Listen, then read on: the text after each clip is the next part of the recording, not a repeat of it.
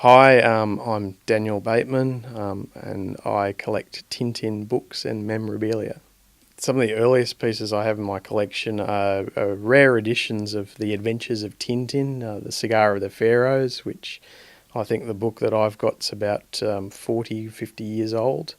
I have rare collectibles such as figurines, the entire Tintin movie collection. Most of the movies are in French subtitles. I've got various documentaries. I have a video game. I've got probably about a dozen Tintin t-shirts that I've collected from around the world. I guess most people would probably only be familiar with Tintin through, a cartoon series on the ABC from the mid-90s or the Steven Spielberg movie from a couple of years ago. I'd just like people to know that, it's so much more than that. It's a cartoon character from the 1920s from Belgium. And for me personally, it's a way of life. I mean, that fantastic spirit of adventure that carries on through each and every issue. It shaped my life. I became a reporter basically because of Tintin, and it's just got so much wonderful messages about being kind to other people and things like that. I don't actively go out and find Tintin pieces. I rather enjoy discovering them. I'm always drawn to second-hand bookshops, and I've found quite a few treasures in there. In my travels, every now and then I'll come across somewhere that'll sell something. Like we recently went to Canada and came across a Tintin store at Niagara Falls and had a lot of fun there.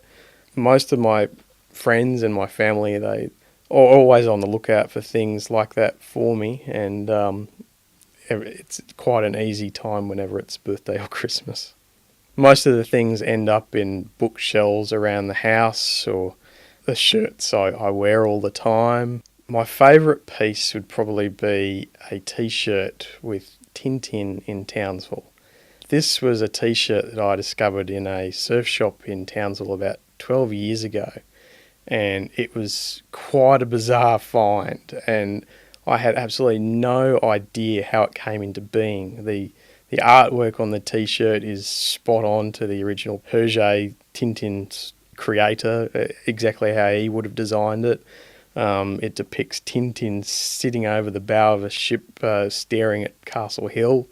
And I had no idea how this shirt came into being. It's always been my favourite article of clothing until I ended up interviewing the man responsible a few weeks ago. And he told me he was a Tintin fan as well. My collection is always there to be read and reread and read over and over again. The movies are always there to be watched. The toys and the games are always there to be played.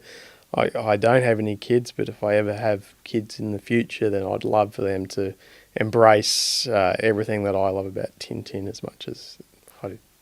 My first ever dog I had when I was about 14, and it was a small black poodle, very much looked like a black version of Tintin's dog, so it's kind of a no-brainer as to what to call it. We called him Tintin.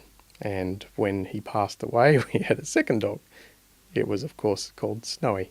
I've enjoyed this collection since I was a boy, more than 30 years. I hope other people at this exhibition enjoy it as much as I have.